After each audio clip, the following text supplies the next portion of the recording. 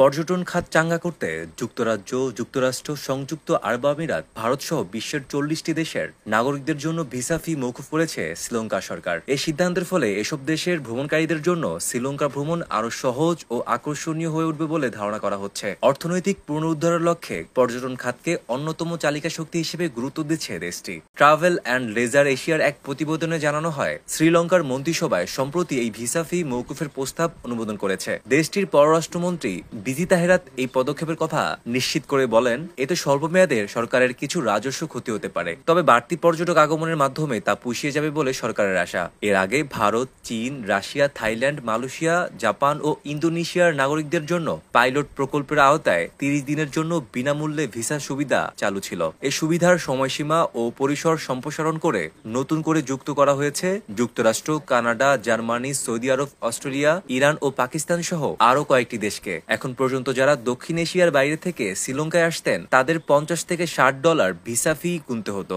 নতুন নিয়মে এই ব্যয় সম্পূর্ণ মওকুফ হবে। শ্রীলঙ্কা বর্তমানে ৩০ লাখ পর্যটক আকর্ষণ করে প্রায় $৫ বিলিয়ন আয় করতে চায়। গত বছর দেশটিতে প্রায় ২০,৫০,০০০ বিদেশি পর্যটক ভ্রমণ করেছিল, যা থেকে আয় হয়েছিল প্রায় $৩ বিলিয়ন।